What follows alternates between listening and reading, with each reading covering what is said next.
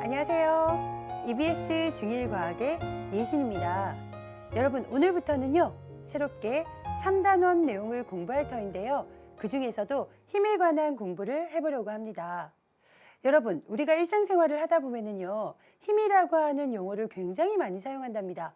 예를 들어서, 아이쿠, 공부하기 힘들다 라던가, 아는 것이 힘이다 라던가, 아니면 이 물체를 밀고 가는데 왜 이렇게 힘이 많이 들지? 라고 하면서 힘이라는 단어를 굉장히 많이 사용하고 있는데요. 우리가 과학 시간에 공부할 내용은요, 특히나 과학에서 말하는 힘을 우리가 공부하게 되는 것입니다. 따라서 일상생활에서 사용하는 힘과 과학에서 사용하는 힘을 좀 구분해서 내용을 알아두셔야 되는데요. 그렇다면 우리가 오늘 중요하게 짚어가면서 공부할 내용이 무엇인지부터 알아보도록 하겠습니다. 우선 처음으로는요, 과학에서의 힘이라는 것은 어떤 것인지 구체적으로 살펴보도록 하고요.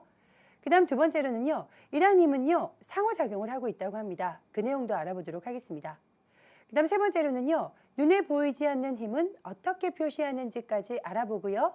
그리고 마지막으로는 우리 주변에 있는 힘 가운데에서 중력이라고 하는 힘에 관해서 공부해 보도록 하겠습니다.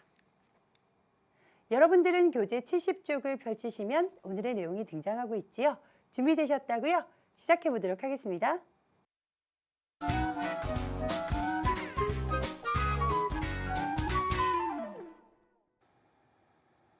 일단 여러분, 우리가 일상생활에서 사용하는 힘과 과학에서 말하는 힘은 조금 차이가 있습니다. 자, 엄밀하게는요, 일상생활에서 사용하는 힘이라는 용어가 훨씬 더 넓은 개념이고요. 그 속에 과학에서의 힘도 포함된다, 이렇게 생각하셔도 될 터인데요. 그림을 통해서 이제 확실하게 비교해 보도록 하겠습니다. 자, 둘 다 우리 생활 속에서 사용하는 내용인데요. 선생님 말씀은 언제나 큰 힘이 된다 라고 힘을 사용할 때도 있고요. 발로 공에 힘을 작용해서 멀리 차보자 라고 힘을 사용할 때도 있습니다. 이 두 경우 모두 우리가 일상생활을 통해서 사용하는 힘이라고 하는 용어입니다. 하지만 이 둘 중에서 하나는 과학에서 말하는 힘이지만 하나는 과학에서 말하는 힘은 될 수가 없습니다. 뭐냐면요, 과학에서 말하는 힘은요, 뭔가 물체를 밀거나 끌거나 당기면서 힘의 효과가 나타날 때의 힘이다 라고 표현을 하는 것인데, 앞의 경우에는요, 선생님의 말씀은 언제나 큰 힘이 된다라는 것은 큰 도움이 됩니다, 큰 의지가 됩니다 라는 뜻이지 과학에서 말하는 힘은 아닌 것입니다. 반면에 이 뒤쪽에서는요, 발로 공에 힘을 작용해서 멀리 차면서 이 물체가 움직이게 되잖아요. 이와 같은 경우는 과학에서의 힘이다 라고 할 수 있다 라고 구분해서 알아두시면 되는 겁니다. 따라서 우리가 지금부터 이제 한 3시간에 걸쳐서 힘에 관해서 공부를 할 터인데요. 이 모든 힘은 이제 과학에서의 힘을 뜻한다 라고 연결해서 알아두시고요. 자, 그렇다면 힘이라는 건 사실 그 작용하고 있는 모습이 우리 눈에 잘 보이진 않습니다. 그래서 힘이 작용했는지 안 작용했는지는요, 힘의 효과를 통해서 확인할 수가 있는데요. 선생님이 그러면 힘의 효과는 어떻게 나타나는지 알려주려고 조그만 인형 가지고 왔어요. 자, 이 인형이요, 선생님이 이렇게 눌렀어요. 이렇게 뭐 찌그러지겠죠. 이렇게 처음에는 멀쩡하다가 이렇게. 자, 선생님이 이렇게 하니까 여러분들이 선생님이 힘으로 인형을 눌렀네. 즉 인형의 모양이 지금 변했죠. 이 말은 힘이 작용했다라는 걸 알 수가 있는 것이고요. 그리고 선생님이 이렇게 가만히 정지해 있는데 이렇게 던졌어요. 선생님 힘을 줘서 인형을 던지네. 이 경우에도 힘이 작용했다라는 사실을 알 수 있는 것입니다. 따라서 이처럼 힘이라는 것은 힘이 작용하는 그 모습 자체가 보이진 않지만 힘이 작용했다면 힘의 효과로서 물체의 모양이 바뀐다거나 혹은 물체의 그 운동 상태가 바뀌는 것을 통해서 알 수가 있거든요. 이 내용 그림을 통해서 조금 더 차근차근 알아보도록 하겠습니다. 자, 우선 처음으로요. 다음 화면 넘겨주시면요. 힘의 효과로 이제 모양 변화를 볼 수가 있는데요. 자, 이렇게 기왓장을 팍 격파를 한다거나 그 다음에 고무풍선을 꾹 누르게 되면 자, 벌써 모양이 변했다라는 것은 옳거니 힘이 작용했구나라는 걸 우리가 알 수가 있는 것입니다. 그래서 힘을 주었을 때 나타나는 첫 번째 효과는 모양의 변화를 줄 수가 있고요. 그다음 두 번째로는요. 아까 우리가 인형을 던지니까 정지했던 인형이 움직이게 되었잖아요. 운동 상태가 변하게 되는데 운동 상태라는 것은 크게 두 개로 또 분류해 보셔도 돼요. 즉 방향이 바뀌는 것도 운동 상태가 바뀌었다라고 할 수가 있고요. 또 빠르기가 바뀌는 것도 운동 상태가 바뀌었다라고 할 수가 있습니다. 그럼 요 내용에서 자, 첫 번째 운동 상태의 변화로 운동 방향의 변화를 볼게요. 탁구를 열심히 치는 탁구 선수가요. 날아오는 탁구공에 탁 힘을 주니까 방향이 바뀌죠. 이 경우에는요. 옳거니 힘을 주었더니 운동 방향이 바뀌는 운동 상태의 변화가 있구나. 힘을 주었구나라는 사실을 알 수가 있고요. 이런 관람자의 경우도요. 힘이 주어지지 않는다면은요. 계속 같은 방향으로 갈 터인데 자, 지금의 경우는 방향이 계속해서 이렇게 바뀌고 있습니다. 그래서 운동 방향의 변화를 힘을 주면서 운동 방향의 변화를 느끼게 하는 것, 이런 것도 힘의 효과로 들어갈 수 있다라고 생각하시면 되겠고요. 그 다음으로 이제 빠르기가 변하는 경우도 다음 그림을 통해서 확인할게요. 자, 이렇게 비행기가 착륙을 하게 되면은요. 브레이크를 딱 걸게 됩니다. 그러면은요. 바닥과의 마찰력이라는 힘이 작용하면서 점점 속도가 느려지게 되죠. 반면에 스키 선수의 경우는 힘을 주면서 속도를 점점 빨라지게 하는 것입니다. 이렇게 뭐 점점 느려지거나 점점 빨라지거나 혹은 여긴 나와 있지 않지만 정지했다가 움직이거나 막 한참 움직이다가 점점 정지하게 되거나 이런 경우에도 전부 운동 상태의 변화다라고 할 수가 있고 특히 이 두 가지 경우는 빠르기의 변화다라고 할 수가 있는데 이런 경우도 아, 힘이 작용했구나라는 사실을 알 수가 있는 것입니다. 자, 그런데요. 각각만 작용하나요? 아닙니다. 한꺼번에 작용하는 경우도 있습니다. 다음 예를 한번 보실게요. 자, 모양과 운동 상태가요. 힘을 줬을 때 함께 변하는 경우가 있는데 바로 이 경우입니다. 자, 타자가 날아오는 야구공을 퉁 하고 칩니다. 그러면요. 야구공이 날아왔던 방향과는 다른 방향으로 이렇게 날아가잖아요. 그래서 방향이 바뀌면서 운동 상태가 변합니다. 그런데요. 요 야구 방망이에 맞는 순간의 공의 모습을 보면요. 원래 모습과는 다르게 모양이 변하게 됩니다. 그래서 모양 변화도 있고 지금은 힘을 줬더니 모양 변화도 있었고 운동 상태 변화도 있었다. 좀 더 구체적으로 운동 방향의 변화도 있었다라고 할 수가 있겠지요. 이처럼 힘을 줬을 때 모양과 운동 상태가 한꺼번에 변하는 경우도 있다라는 것입니다. 야구 얘기가 나와서 하는 얘기인데요. 이렇게 자꾸만 치다 보면요. 자, 야구공 자체가요. 조금 변형이 일어난다고 합니다. 그래서 프로 야구 경기 되게 긴 시간 동안 하잖아요. 그래서 보통 야구공이 원래 상태일 때 경기가 잘 진행되는데 조금씩 변형이 일어나게 되면은요. 경기에 지장을 주잖아요. 그래서 야구공을 자꾸 새롭게 교체하게 되는데 몇 개나 쓰는지 아세요? 보통 100개에서 200개 정도가 한 경기에 사용이 된다고 합니다. 신기하죠? 그래서 이렇게 힘을 주게 되면 운동 상태가 변할 수도 있고 모양도 변할 수 있다라는 사실을 여러분들이 알아두시면 좋겠습니다. 자, 이렇게 해서 우리가 이제 힘에 대해서 알고 있는데요. 근데 이런 힘은요, 보기에는 한쪽에만 모양이 변하고 한쪽에만 속도가 변하는 것 같지만 사실은 서로 상호작용하고 있는 것입니다. 그 내용도 알아보도록 할게요. 여기 친구가 있는데요. 이 친구가 가만히 서 있고 반대쪽 친구가 탁 이 친구를 밀었습니다. 그럼 여러 가지 상황이 발생할 수 있어요. 이 친구가 가만히 있고 이 친구만 뒤로 밀려날 수도 있고요. 두 친구가 다 밀려날 수도 있는 것입니다. 즉 힘을 줬을 때 하나로 끝나는 것이 아니라 둘 사이에서는 상호작용하다 보니까요. 이 친구가 밀었을 때 이 친구만 밀려나갈 수도 있고 또 이 친구도 밀리고 이 친구도 밀릴 수도 있고 이 친구는 멀쩡한데 오히려 친 사람이 밀려날 수도 있는 것입니다. 이것은 서로 상호작용하기 때문에 나타나는 것인데 힘이라는 것은 두 물체 사이의 상호작용이다라고 기억하시고요. 그다음 우리가 걸을 때에도요. 내가 걷는 방향, 힘을 주는 방향 이 방향으로 이렇게 발이 땅을 이렇게 밉니다. 이때 이걸로 끝난다면 우리는 펑 하고 넘어질 수밖에 없겠죠. 그런데 반대로 땅에서도 나를 발을 미는 힘 이렇게 상호작용하다 보니까 내가 앞으로 걸어나갈 수 있는 것이거든요. 따라서 힘이라고 하는 것은 상호작용한다라고 기억하시면 되겠고요. 그런데 힘을 딱 보면 조금 전에 이렇게 탁 닿아서 접촉했을 때 힘이 작용하는 것 같잖아요. 그런데 힘 중에는요. 서로 떨어져 있어도 작용하는 경우도 있습니다. 따라서 힘은 크게 두 가지로 분류할 수가 있는데 다음 내용을 통해서 알아보면요. 그러니까 물체끼리 서로 꼭 접촉했을 때 상호작용이 나타나면서 힘의 효과가 나타나는 경우도 있고요. 접촉하지 않고서, 즉 떨어져 있을 때에도 상호작용하면서 힘의 효과가 나타나는 경우가 있는데 물건을 잡고 민다거나 혹은 이 스프링을 눌러서 다시 튕겨 나온다거나 이런 경우에는요. 꼭 이렇게 접촉을 해줘가지고 힘을 작용해서 힘의 효과를 보는 경우고요. 반면에 자 이런 거 친구들하고도 한번 해봤을 거예요. 풍선이 아니더라도 책받침 가지고요. 특히 겨울에 머리를 막 문질렀다가 뛰어나와도요. 머리카락이 쫙 달라붙잖아요. 이 경우는 서로 떨어져 있는데도 힘이 작용한 경우다라고 할 수가 있고요. 또 자석의 경우는 잘 할 거예요. 떨어져 있는 쇠붙이가요, 자석에 턱 와서 달라붙습니다. 따라서 힘은요, 접촉했을 때 나타나는 경우도 있고 접촉하지 않고 나타나는 경우도 있다라고 구분해서 알아두시기 바랍니다. 자, 그런데요. 자, 이런 힘이요, 제대로 효과를 발휘할 때 힘의 크기나 방향, 그 다음에 작용점이 굉장히 중요하다라는 사실을 말씀드리고 싶은데, 이게 뭐냐면, 여러분, 뭐 친구하고 장난치다가 친구를 살짝 때릴 때랑 탁 세게 때릴 때랑 친구가 반응하는 정도가 다르잖아요. 그래서 힘의 크기를 얼마로 줬느냐에 따라 가지고요, 힘의 효과는 좀 다르게 나타납니다. 그리고요, 이쪽으로 미느냐 저쪽으로 미느냐 방향에 따라서도 달라지고요, 어느 곳에서부터 밀어줬느냐에 따라 가지고도 또 달라지는데요. 자, 무슨 말인지 잘 이해가 되지 않으시죠? 그래서 힘의 효과를 제대로 발휘하기 위해서는 힘의 특성을 잘 알아야 되는데, 힘은 3가지 중요한 요소를 가지고 있습니다. 그 내용 그림으로 알아보도록 하겠습니다. 자, 여기 축구하려고 하는 친구가 있습니다. 그죠? 이 친구의 목표는 이 축구공이 골대에 싹 들어가게 하기 위한 것입니다. 그죠?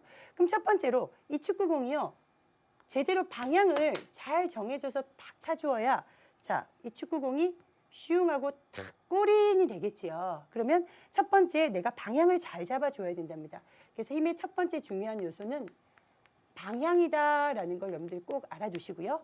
이때 방향은 잘 잡았어요. 하지만 힘을 만약에 힘의 크기가 약했다. 즉 공을 찼는데 골대까지 힘차게 차서 슉 들어가면 골인이지만, 방향은 잘 잡았지만 힘이 약해가지고 콕 여기 멈춰져 버렸습니다. 그럼 골인이 안 되는 겁니다. 즉 우리가 힘의 효과를 제대로 보지 못했잖아요. 따라서 두 번째 요소는 힘의 크기 조절도 굉장히 중요하거든요. 그래서 힘의 크기도 힘의 3요소 중에 하나이고요. 그 다음에 이제 세 번째 부분을 조금 여러분들이 어려워하시는 부분인데요. 여기 축구공이 있을 때 친구들이 이제 공을 차잖아요. 이때 축구공의 어떤 부분에 힘을 처음 딱 줬느냐에 따라 가지고요, 공이 날아가는 정도가 달라집니다. 여기서도요, 이 친구가 만약에 이 옆을 차서 공이 이렇게 쏙 들어온다면, 만약에 이 위쪽을 잘못 찼다고 해보세요. 공이 턱 땅볼처럼 돼버릴 수도 있고요, 아래쪽을 잘못 차면 위로 올라가 버릴 수도 있는 겁니다. 그래서 힘의 어느 부분을 힘을 주었는지, 힘의 작용을 어디에서 출발했는지에 따라서도 중요하게 달라지기 때문에 그걸 뭐라고 부르냐면요, 칸이 좁으니까 여기다 쓸게요. 힘을 주기 시작한, 즉 힘의 작용점이라고 하는 것입니다. 따라서 힘의 효과를 제대로 발휘하기 위해서는 방향도 크기도 작용점도 우리가 정확하게 맞춰 주어야지 이 축구공이 골이 날 수 있는 것 같은 정확한 힘의 효과를 볼 수 있다라는 걸 기억하시면 좋겠습니다. 자, 그런데 힘의 크기하고 방향은 잘 이해가 되는데, 선생님, 작용점은 아무래도 머릿속에 쏙 안 들어오는데 하는 친구들 많을 거예요. 그냥 축구공 아무 때나 사면 되는 것이지 방향 크기만 잘 맞추면 되는 거 아니에요? 진짜로 효과가 다르게 나타나나요? 궁금한 친구들 있을까 봐 얼마나 차이가 나는지 명확하게 보여드릴게요. 뭐냐면요, 여기 나무 도막을 세워두었는데요, 선생님이 힘을 주는데, 자, 아래쪽 방향에다가 힘을 어느 정도 일정한 크기로 이 방향으로 한번 힘을 줘보겠습니다. 자, 어떤가요? 옆으로 쓱 이동해가는 걸 여러분들 볼 수가 있죠. 그런데 만약 이번에는요, 똑같은 방향이고 똑같은 크기로 줬는지 선생님은 알고 있습니다. 그래서 같은 크기, 같은 방향의 힘을 이번에는, 자, 힘을 주기 시작하는 작용점을 아래쪽이 아니라 위쪽에다가 줘볼게요. 위쪽에다 주고 하니까 어떻게 될까요? 똑같이 줬는데도 이렇게 넘어지는 효과가 다르게 나타나는 것입니다. 따라서 힘의 효과를 제대로 보기 위해서는 힘의 방향과 크기만 중요한 것이 아니라 힘을 어느 쪽으로 주는지, 어디에서 힘을 주기 시작하는지 힘의 작용점도 중요하다라는 사실을 여러분들이 꼭 알아두셔야 되는데, 그럼 여기서 정리 들어갑니다. 힘의 3요소 3가지가 있다. 뭐라고요? 그렇죠. 힘의 방향과 크기와 작용점까지가 힘의 3요소가 되고 힘의 중요한 특성을 결정하게 된다라고 알아두시면 좋겠습니다.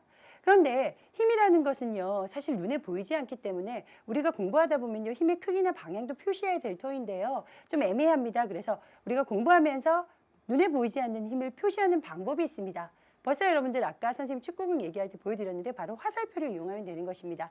여기 나오는데요. 자, 여러분들 교재에도 나오는 그림이죠. 야구 방망이가 있을 때, 자, 야구공에다가 힘을 딱 줄 때 힘을 주기 시작하는 요 지점, 힘의 작용점은요, 화살표의 시작점으로 표현을 해주면 되는 것이고요. 그 다음에 힘을 주는 그 방향을 화살표의 방향으로 표현하는 거예요. 그래서 이렇게 힘을 줬다면 이렇게 표현하고요. 방향이 다르다라고 하면 이렇게 화살표의 방향으로 힘의 방향을 표시해 주시면 되는 것이고요. 그다음에 힘의 크기는요, 요 화살표의 길이로 표현하는 겁니다. 만약에 이만큼 표현하지 않고 요만큼 표현했다면 힘의 크기가 작다라고 생각하시면 되는 것이죠. 따라서 화살표를 이용해 가지고요, 힘의 3요소인 작용점과 방향과 크기를 화살표를 이용해서 표현한다라고 여러분들이 기억하시면 되겠습니다. 이렇게 해서요, 힘에 대한 전반적인 내용을 쭉 공부했는데요. 이제 구체적으로 우리 주변에서 작용하고 있는 힘의 종류에 관해서 알아보려고 하는데요. 조금 힘드시죠? 잠시만 쉬어가도록 하겠습니다.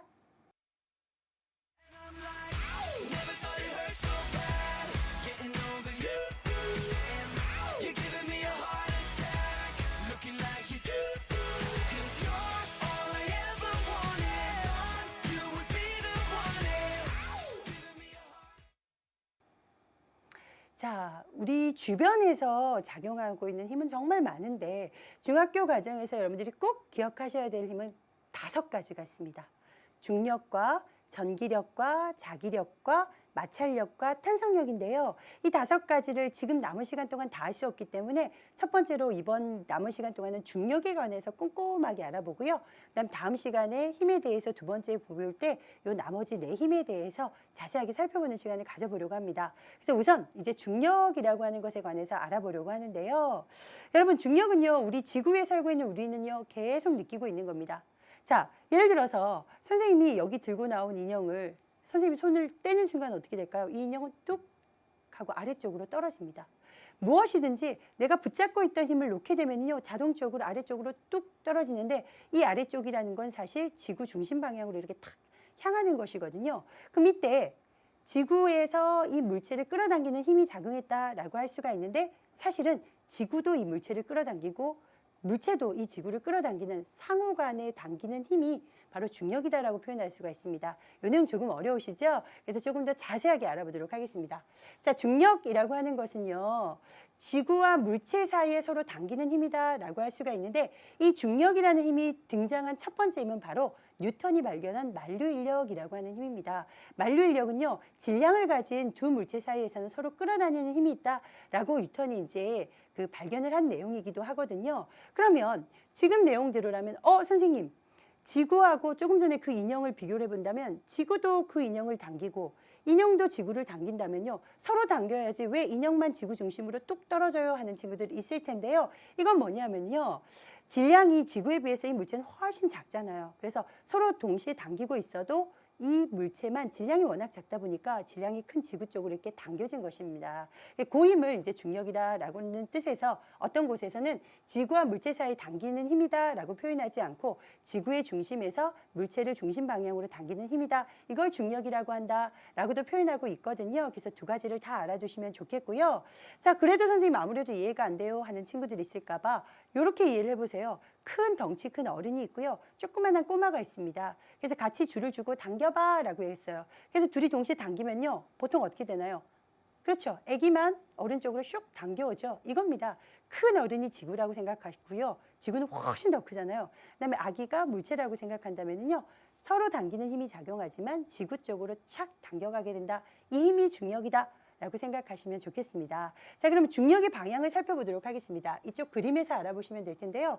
자, 지구 중심 방향 쪽으로 이렇게 떨어지는데 그 방향은요, 조금 더 과학적으로 얘기하면 조금 어렵습니다. 연직 아래 방향이다 라고 할 수가 있습니다. 연직 방향은요, 지면하고 수직인 방향을 여기다 그려볼게요. 지면하고 수직인 방향을 연직 방향이라고 하는데 그 중에서도 아래쪽 연직 아래 방향을 바로 지구의 중력이 작용하는 방향이다 라고 생각하셔도 되고요. 다른 말로 지구 중심 방향이다 라고 생각하셔도 되겠습니다. 그래서 이 모습도 자연스럽지만 이쪽에 있는 경우에도 왠지 중력이 작용하지 않는다면 이 사람은 툭 떨어질 수밖에 없을 터인데 지구 중심 방향으로, 즉 연직 아래 방향으로 작용하는 중력의 힘을 받기 때문에 지구 주변에 있는 모든 물체는 지구 쪽으로 이렇게 끌려갈 수 있게 되는 것이다. 따라서 각 위치에서 어느 곳에서 선생님이 물체를 떨어뜨려도요, 지구 중심 방향인 연직 아래 방향으로 떨어지게 된다라는 사실을 여러분들이 꼭 기억하시면 좋겠습니다. 자, 그런데요, 이런 중력의 크기가 똑같지는 않습니다. 어떤 경우에 차이가 생기는지 여러분들이 아셔야 되는데요. 첫 번째로 물체의 질량이 클수록 중력이 큽니다. 그래서 우리가 조그마한 물체는 떨어뜨리면요. 떨어지면서 바닥에서 톡 정도 소리가 나지만 큰 돌멩이 같은 거 떨어뜨리면 복 하고 소리가 나잖아요. 그래서 질량이 큰 돌멩이는 질량이 훨씬 큽니다. 질량이 큰 경우에는 중력이 많이 작용하니까 바닥에 떨어질 때에도 그 충격이 훨씬 큰 것입니다. 따라서 첫 번째, 중력의 크기는 물체의 질량이 크면 클수록 커진다.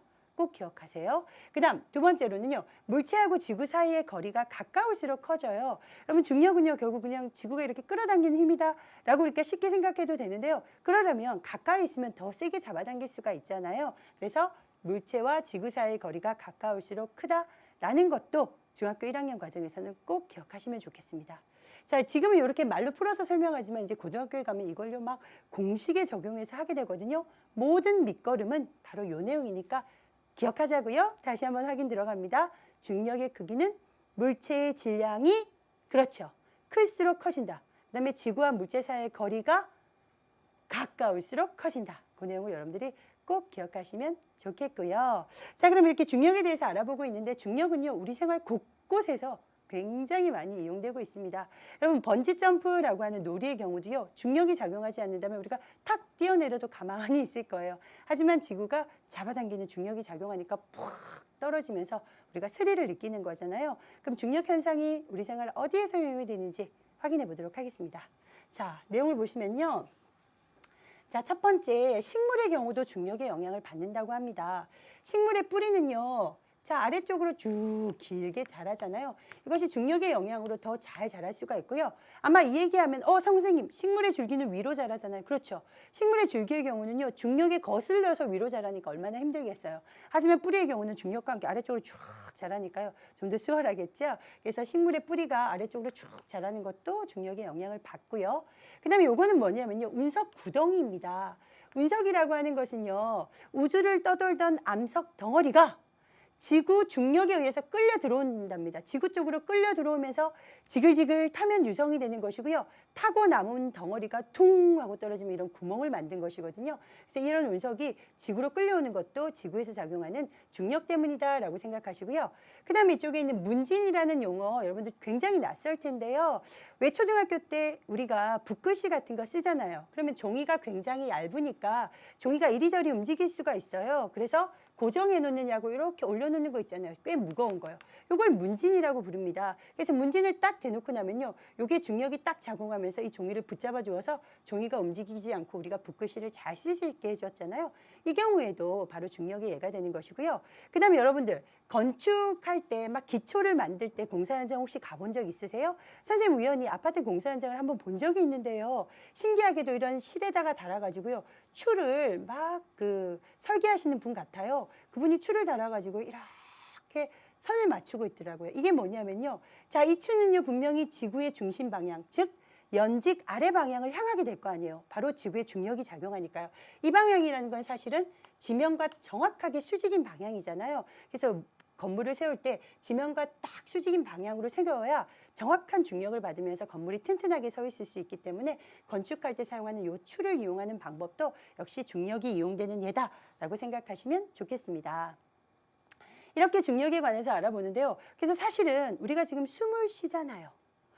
우리가 눈에는 안 보이지만 이 공간에 공기가 가득 들어차 있는데 여기에 질소도 있고 산소도 있는데 이런 기체들이요. 지구의 그 표면 쪽에, 지표면 위쪽에 이렇게 둘러싸여 있을 수 있는 이유도요. 지구의 중력이 그 기체를 꽉 붙들어 주기 때문에 우리가 이렇게 공기를 이용해서 숨을 쉴 수도 있는 것입니다. 그래서 중력이 없다는 건 우리가 사실 상상할 수가 없는데요.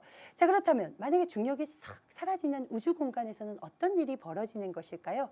함께 살펴보도록 하겠습니다.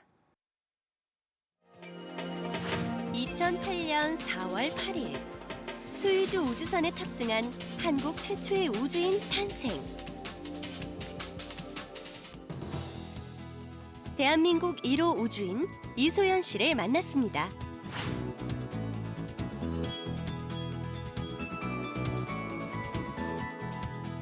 우주에서의 생활은 마치 한 편의 SF 영화를 보는 듯 신기하기만 합니다.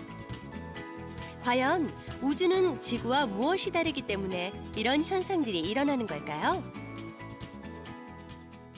그 우주가 지구하고 가장 다른 점은 무중력이라는 점이고요. 그 무중력이라고 하는 거는 그러니까 중력이 없는 상태죠.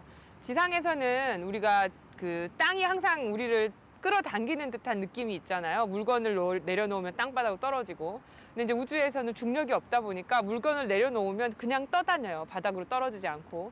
근데 무중력이 되면 지구든지 간에 무엇이든지 간에 우리를 당기는 힘이 전혀 없거든요. 근데 지구는 중력이 공기도 끌어당기게 돼서 우리가 공기를 어느 정도 가지고 있을 수 있지만 우주에는 공기를 묶어둘 만한 힘이 아무것도 없는 무중력이기 때문에 공기가 전혀 없는 진공 상태가 되고요. 근데 거기선 사람이 살아갈 수 없기 때문에 우주선하고 우주 정거장 내부는 대기압하고 똑같이 공기를 집어넣어서 만들어주는 거예요. 그래서 생활하는 데는 전혀 지장이 없죠. 여러분, 무중력인, 중력이 없는 곳에서의 경험을 들으니까 좀 신기하시죠? 그래가지고요, 어떤 친구들은요, 이제 무중력이 되면 이렇게 당기는 힘이 없다 보니까 키도 약간 이렇게 커진다라는 걸 어디서 들었나 봐요. 그래서, 와, 무중력 상태면 내가 키가 더 커질 텐데, 라고 하는 친구들도 있더라고요. 그런데요, 이런 단점도 있어요. 우리가 콧물을 흘리잖아요? 그러면 중력이 작용할 땐 찌르륵 아래로 해서 닦으면 되지만 무중력 상태에서는 얘가 막 떠다닙니다. 갑자기 싫어지죠? 중력의 고마움을 느낄 수가 있을 터인데요. 자, 그런데 중력이 큰지 작은지를 우리가 쉽게 판별해 볼 수가 있습니다. 뭐냐면요. 여러분, 내가 만약에 어떤 물질을 이렇게 들어올린다라고 생각해 보세요. 만약에 그 물체에 작용하는 중력이 크게 작용한다면, 즉 아래쪽에서 강하게 잡아당기고 있다면 내가 들어올릴 때 아이고 무거워 하겠죠. 하지만 그 물체에 작용하는 중력이 작게 작용한다면 물체를 들어올릴 때 가볍다? 라고 느낄 겁니다. 즉 무겁다, 가볍다 라고 하는 그 표현하는 그 무게 자체가 중력의 크기를 표현하는 것입니다. 그래서 무게가 많이 나간다 이 말은 그 물체의 중력이 크게 작용한다라고 볼 수가 있고요. 무게가 작게 나간다라고 하면 중력이 작게 작용한다라고 할 수가 있는 것입니다. 그래서 무게하고 질량은 원래 좀 사실 다른 개념인데 여러분들이 자꾸 똑같이 혼돈하는 경우가 있더라고요. 그래서 그 내용을 이제 명확하게 이해시켜 드릴 텐데 선생님이 지금 준비해 온 것은 안진뱅이 저울이라고 하는 겁니다. 이건요. 그 물체의 무게를 측정하는 도구입니다. 여기 선생님이 나무도막 가지고 왔잖아요. 이 나무도막을 선생님이 이렇게 얹게 되면요. 이 나무도막에 작용하는 중력만큼 이 저울을 누르게 되면서 바늘이 돌아가는 원리거든요. 그래서 중력이 크게 작용한다면 많이 눌리면서 바늘이 많이 돌아갈 것이고요. 중력이 조금 작용한다면 바늘이 조금 돌아가서 작게 측정이 될 겁니다. 그래서 뭐 정확한 눈금까지는 여러분들이 알지 않으셔도 되고요. 선생님이 이렇게 올려놓으면 바늘이 움직이면서 그쵸 중력의 크기가 측정이 되는데요. 지금 뭐 정확하게 보실 필요는 없고 대략적으로 약 0.2kg 정도 이 나무도막의 무게가 나갑니다. 그런데 여러분 지금 지구에서 중력이 작용하기 있기 때문에 이 물체를 놓았더니 이 물체의 무게가 측정이 됐잖아요. 그런데 이 실험을요. 조금 전에 그 실험 상황, 중력이 전혀 작용하지 않는 공간으로 가져가서 실험하면 어떻게 될까요? 중력이 전혀 작용하지 않습니다. 그 말은 선생님이 이렇게 올려놓아도 이 물체를 아래쪽으로 잡아당기는 힘이 없어요. 그 공간에 가서는 이걸 눌러도요. 전혀 바늘이 변하지 않는 거예요. 왜? 눌려지지 않으니까요. 그러면 여러분들 생각에 그러면 선생님 지금 이 물체 지구에서 쟀을 때에는 이 나무노막의 무게가 0.2kg 정도였는데 우주에서 재면 이게 0kg이겠네요 라고 얘기하는 친구들 있을 겁니다. 맞아요. 무게는요 중력이 없는 공간에서는 0이 되는 것입니다. 근데 여기서 선생님이 자꾸 킬로그램, 킬로그램은 질량의 단위가 아닌가 하는 친구들 있을 겁니다. 맞아요. 사실은 이 저울의 녹음도 정확한 무게의 단위로 표시되어야 되는데 이게 뭐냐면 지구에서는요 60kg의 질량이 나가는 물체는요 무게도 60kg 옆에다가 힘이라는 용어로 F까지 붙여서 킬로그램 힘만큼 나간다라고 할 수가 있습니다. 근데 지구에서는 질량과 무게가 거의 같은 양으로 나오다 보니까 우리가 그걸 혼돈해서 사용하는 거예요. 근데 정확하게는요 안진뱅이 저울에 올라갔을 때는 측정되는 것은 질량이라기보다는 무게이기 때문에 선생님이 조금 전처럼 0.2kg 이렇게 표현하면 안 되는 것이고요. 원래 정확하게는 0.2kg 힘이라고 하는 무게의 단위로 표현해야 되는 것입니다. 자 이렇게 얘기해도 선생님 좀 헷갈려 하는 친구들 있을까요? 그러면 질량과 무게에 대한 명확한 개념 이해가 필요한데 다시 한번 요 실험 상황으로 말씀을 드리면 나무도막이 0.2kg의 질량을 딱 가지고 있었어요. 근데 지구에서 딱 측정하면 0.2kg에 해당하는 중력의 크기가 바로 무게로 측정되는데 그것도 역시 0.2kg 단위는 힘, F가 붙어서 킬로그램 힘이라는 단위로 측정이 됩니다. 하지만 중력이 없는 공간에 가게 되면 이 나무도막이 가진 질량은 그대로예요. 고유한 양 자체가 변하지 않습니다. 여전히 질량은 0.2kg이지만 저울에 올려놓게 되면 중력이 전혀 작용하지 않기 때문에 바늘의 움직임이 없다. 즉 무게는 0kg 힘이다 할 수 있다라는 것입니다. 자, 결국 질량은 어떤 장소에 가도 변하지 않지만 무게의 경우는 그 물체에 작용하는 중력의 크기다 보니까 달라질 수 있다. 중력이 달라지는 곳에서는 달라질 수 있다. 이렇게 이해하시면 되는데요. 이 부분을 많이 어려워하시더라고요. 그래서 표를 통해서 확실하게 정리해 보도록 하겠습니다. 자, 이겁니다. 자, 질량하고 무게하고 여러분들이 먼저 꼭 아셔야 될 것. 질량이라는 것은 그 물체가 가지는 고유한 양이에요. 어떤 장소에 가든지 자, 이 나무도막이요. 이 장소에 있을 땐 요만하고 딴 장소에 가면 질량이 확 주나요? 아닙니다. 그대로잖아요. 그래서 물체가 가지는 고유한 양이에요. 그래서 요거를 표현하는 단위로는요. 킬로그램을 많이 사용하고요. 더 작은 단위로 그램이라고 하는 단위도 이렇게 사용을 합니다. 반면에 물체는요. 요 나무도막이라고 하는 물체가 가지는 질량만큼의 작용하는 중력의 크기입니다. 물론 이 나무도막의 질량이 많다면 중력도 더 크게 작용하니까 무게도 커지겠죠. 그래서 무게라고 하는 것은 그 물체에 작용하는 중력의 크기다 보니까 질량만큼의 작용하는 중력이라는 힘이라는 의미에서 F, force를 붙입니다. 그래서 읽을 때에는 킬로그램 힘이라고 읽어주셔야 되고요. 이것 말고 힘의 단위 자체가 있잖아요. 여러분들 배워서 알 텐데요. 뉴턴이라고 해서 대문자 N이라고 쓰고요. 뉴턴 이렇게 쓰는 거 아시죠? 그래서 무게의 단위는 이렇게 사용한다라는 거 기억하시고요. 무게를 측정할 때는 이제 얼마나 지구에서 잡아당기는 정도인 중력이 큰지 작은지를 측정해야 되다 보니까 조금 전에 보여드렸던 이런 안진뱅이 저울이나 용수철 저울처럼 이렇게 잡아당길 수 있는 이런 저울을 사용하게 되고요. 반면에 질량의 경우에는 장소의 그 구애함을 안 받기 위해서요. 내가 예를 들어서 이 나무도막을 딱 질량을 측정하고 싶다 그러면 요만큼에 해당하는 분동이 있어요. 벌써 질량이 나와 있는 분동을 얹어서 수평일 때 이 질량을 읽어주게 되는 것입니다. 그래서 이런 윗접시 저울이나 양팔 저울을 이용해서 비교해가면서 질량을 측정하는데 결론은 바로 이겁니다. 뭐냐면요. 질량은 측정 장소에 관계없이 항상 일정하다라고 하는 것입니다. 반면에 무게의 경우는 측정 장소에 따라서 변하는데 그 이유가 측정 장소의 중력이 변한다면 그쵸? 무게도 변하게 된다라고 기억하시면 좋겠는데요. 자, 아직까지 선생님 이제 조금 알듯해야 하는 친구들 명확하게 예를 들어서 선생님이 선생님의 질량이 60kg이다. 그러면 달에 가서도 선생님이 가진 질량 60kg만큼은 변하지 않습니다. 하지만 저울에 딱 올라가 보면요. 지구에서는 이렇게 재면 60kg 힘이라고 하는 단위가 딱 나옵니다. 하지만 달에 가게 되면요. 달의 중력은 지구보다 6분의 1이 줄어듭니다. 그래서 달에 올라가서 저울에 딱 올라가면 10kg 힘밖에 나오지 않습니다. 선생님이 잠깐 달에 갔다고 질량이 50kg이 확 줄었나요? 아닙니다. 내가 가진 양은 그대로인데 무게 자체는 작용한 중력의 크기로 측정하다 보니까 중력이 6분의 1로 줄어드는 달에서는 확 줄어들 수 있다라고 기억하시면 되겠습니다. 그 내용도 그림을 통해서 확인해 보도록 할게요. 자, 이거죠. 즉 무게라는 것을 자꾸 질량하고 똑같다라고 보시지 말고요. 무게는 그 물체의 질량만큼에 작용하는 중력의 크기라고 보시면 되는 겁니다. 그래서 지구보다는 달에 가면 중력이 6분의 1로 줄어드니까 달에서의 무게는요. 지구에서보다는 6분의 1배로 줄어들게 된다는 걸 여러분들이 꼭 명심하시면서 아까 선생님 설명드렸죠. 60kg 사람이 질량을 측정할 때는 지구에서든 달에서든 똑같지만 무게를 측정하면 달라지는데 선생님은 계속해서 무게의 단위를 그 킬로그램 힘이라고 하는 단위를 사용했는데요. 이 그림에서는 뉴턴이라고 하는 단위를 사용했습니다. 이 단위에 대해서 잠깐만 얘기를 할게요. 자, 무게의 단위는요. 이쪽에 보시면 킬로그램 힘도 사용하는 것이고요. 뉴턴이라고 하는 단위도 사용하는데요. 단위가 달라지면 그 크기 정도가 달라집니다. 예를 들어서 우리나라에서는 원이라고 하는 단위를 사용하고 돈의 단위로요. 미국에서는 달러라고 하는 단위를 사용하잖아요. 하지만 둘 다 돈의 단위지만 환산 정도가 달라요. 뭐 미국에서 1달러 정도가 우리나라에서 뭐 대략 선생님 정확하게 모르겠는데요. 뭐 약 1,200원 정도 된다면 이렇게 환산하는 정도가 다르다 보니까 보통 1kg 힘이라고 하는 무게는요. 뉴턴 단위로 바꾸면 9.8 뉴턴 정도의 힘과 같다라고 할 수가 있습니다. 그래서 여기서는 그 킬로그램 힘 대신에 뉴턴이라고 표현하다 보니까 좀 숫자가 커졌죠.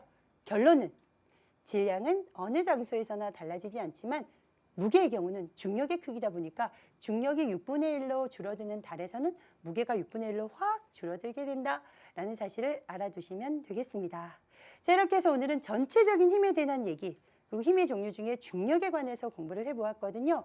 이와 같은 내용이 문제로는 어떻게 등장하는지 대표 문제 풀어보도록 하겠습니다.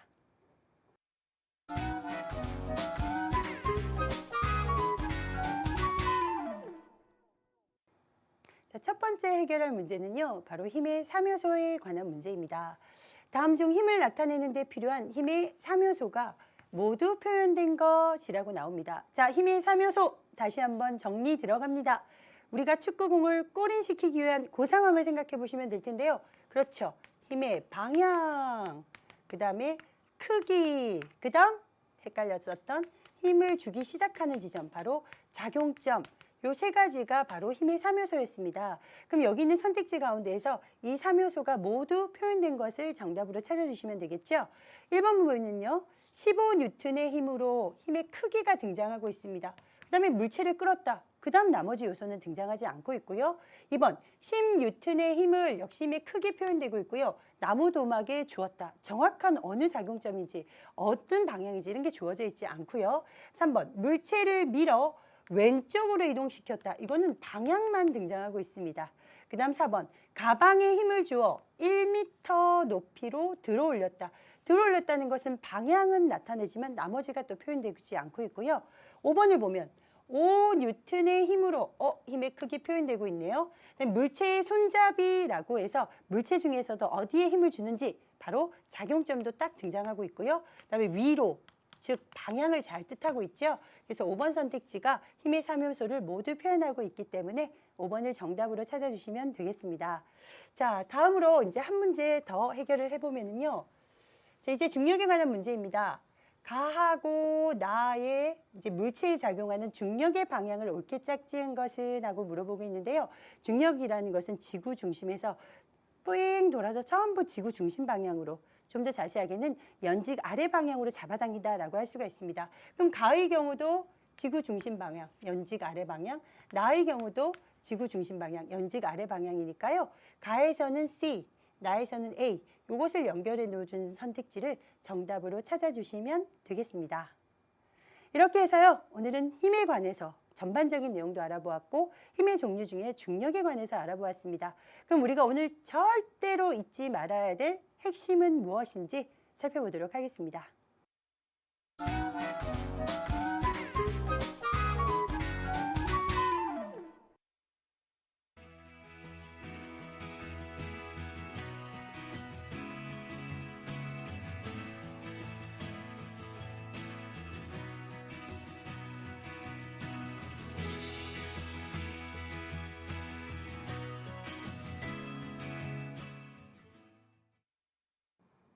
자, 이렇게 해서요, 우리가 오늘 여러 가지를 공부했는데 공부하다가 어려운 내용은 언제든지 이곳에 들르셔서 질문 주시면 열심히 도와드릴 거고요. 다음 시간에도 계속해서 힘에 대해서 두 번째로 공부하는 시간을 가져볼 텐데 우리가 오늘 힘의 종류 중에 중력에 관해서 배웠고요. 나머지 4개 배울 거다라고 선생님이 강의 중에 설명드렸죠. 그 4가지가 무엇인지 다음 시간에 여러분들 명확하게 배우게 될 것입니다. 예습 배우시면 훨씬 좋고요. 오늘도 정말 고생 많이 하셨고요. 다음 시간에 보다 더 밝은 모습으로 만나도록 하겠습니다. 안녕.